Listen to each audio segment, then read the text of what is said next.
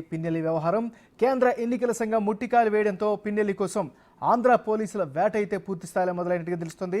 ముఖ్యంగా హైదరాబాద్లో సెర్చ్ కొనసాగుతోంది. మాచర్ల ఎమ్మెల్యే పిన్నెల్లి రామకృష్ణారెడ్డి శ్రీనగర్ కాలనీలో ఉన్నట్లుగా తెలుసుకున్నారు పోలీసులు. వెంటనే ఆయన కారును వెంబడించారు. పటాన్ చెరువు సమీపంలోని రుద్రారం దగ్గర వెహికల్ వదిలి పిన్నెల్లి సోదరులు పరారయ్యారు. డ్రైవర్ను పోలీసులు అదుపులోకి తీసుకున్నారు. మరోవైపు ఉదయం నుంచి MLA Pinnelli Ramakrishna Reddy phone switch ఆఫ్లో ఉంది. తన మొబైల్ను కూడా కారులో వదిలేసి పారిపోయారాయన.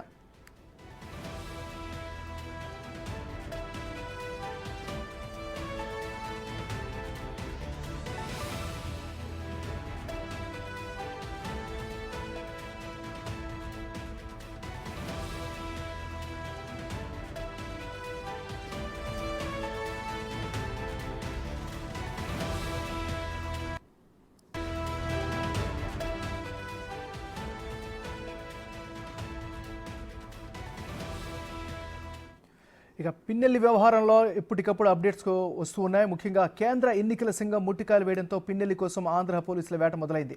హైదరాబాద్లో కొనసాగుతోంది. మాచర్ల ఎమ్మెల్యే పిన్నెల్లి రామకృష్ణారెడ్డి శ్రీనగర్ కాలనీలో ఉన్నట్లుగా పోలీసులు తెలుసుకున్నారు. వెంటనే ఆయన కారును వెంబడించారు. ముఖ్యంగా పటాన్ చెరువు సమీపంలో రుద్రారం దగ్గర వెహికల్ వదిలి పిన్నెల్లి సోదరులు పరారైనట్టుగా తెలుస్తోంది. డ్రైవర్ను పోలీసులు అదుపులోకి తీసుకున్నారు. మరోవైపు ఉదయం నుంచి MLA Pinnelli Ramakrishna Reddy phone switch ఆఫ్లో ఉంది. తన మొబైల్ను కూడా ఆయన కారులో వదిలేసి వెళ్ళిపోయారు. ఇక పూర్తిస్థాయి అప్డేట్ అందించేందుకు మా రిపోర్టర్ శివ లైవ్లో సిద్ధంగా ఉన్నారు. శివ, చెప్పండి.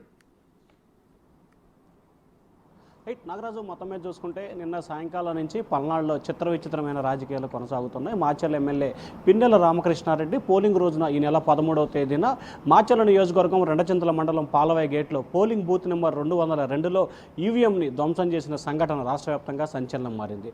కానీ ఈవీఎంను ధ్వంసం చేస్తే సరిగ్గా వారం రోజులకు పైగా కూడా అది వెలుగులోకి రావడానికి పట్టిందంటే ఇక ఏ స్థాయిలో అధికారుల నిర్లక్ష్యం ఉందో స్పష్టంగా కనిపిస్తూ ఉంది. ఎందుకంటే కేంద్ర ఎన్నికల సంఘం ప్రతిదీ వెబ్ కాస్టింగ్ చేస్తున్నామని చెప్పారు.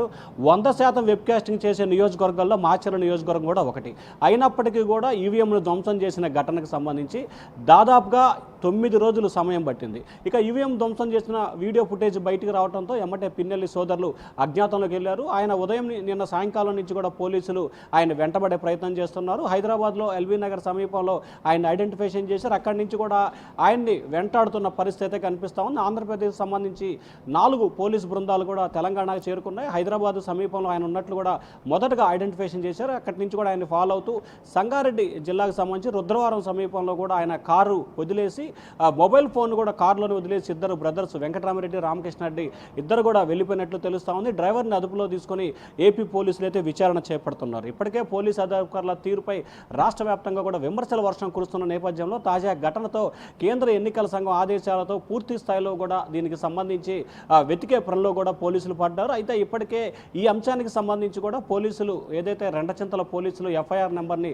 48గా గుర్తించారు. ఇప్పటి వరకు ఈ కేసుకు సంబంధించి ఎవరు చేశారు ఏంటి అనే దానికి సంబంధించిన నిందితులు మాత్రం ఐడెంటిఫికేషన్ చేయలేదు. అన్నోన్ పర్సన్గా కూడా గుర్తించారు. తాజాగా ఈ కేసుకు సంబంధించి మాచర్ల ఎమ్మెల్యే పిన్నెల్లి రామకృష్ణారెడ్డిని A1గా చేరుస్తూ కూడా పోలీసులు అయితే ఎఫ్ఐఆర్ నమోదు చేసినట్టు తెలుస్తూ ఉంది. ఆయన కోసం ప్రత్యేక బృందాలు కూడా గాలింపు చర్యలు చేపట్టాయి. ఇక మనం ఒకసారి సెక్షన్లు కనుక పరిశీలించినట్లయితే దాదాపుగా 11 పైగా సెక్షన్లు ఆయనపై కూడా నమోదు చేసినట్టు తెలుస్తూ ఉంది. ఈ 427, 448 రెడ్ విత్ 34తో పాటుగా 3 ఆఫ్ యాక్ట్ PDPP అంటే దాదాపుగా చూసుకుంటే ఏదే పబ్లిక్ సంబంధించి కూడా వాటిని ధ్వంసం చేసిన కేసు సంబంధించి కూడా చాలా కఠినమైన సెక్షన్ని దీన్ని ఇంప్లిమెంటేషన్ చేశారు. 3 ఆఫ్ PDPP యాక్ట్ అనేది చాలా అరుదుగా ప్రయోగిస్తారు.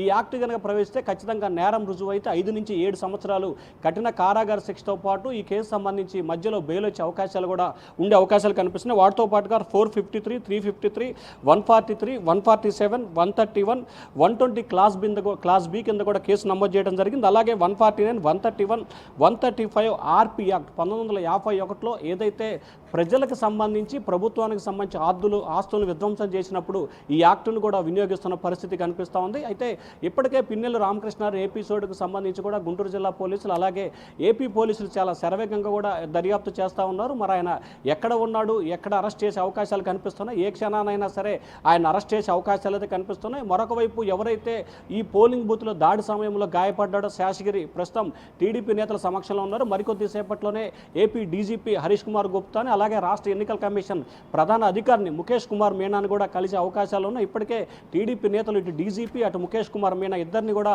టైం కావాలని చెప్పి అపాయింట్మెంట్ కోరారు. మరొక వైపు ఏ క్షణానైనా సరే పిన్నెల్లి సోదరులను అరెస్ట్ చేసేందుకు ఏపీ పోలీసులు అయితే 4 బృందాలుగా విడిపోయి ఒక బృందం మాచర్లలో, మరొక బృందం హైదరాబాద్లో, మరొక బృందం ఆయన ఫోన్ సిగ్నల్ ట్రేస్ చేస్తూ కూడా గాలింపులు అయితే చేపడతా ఉన్నారు నాగరాజు.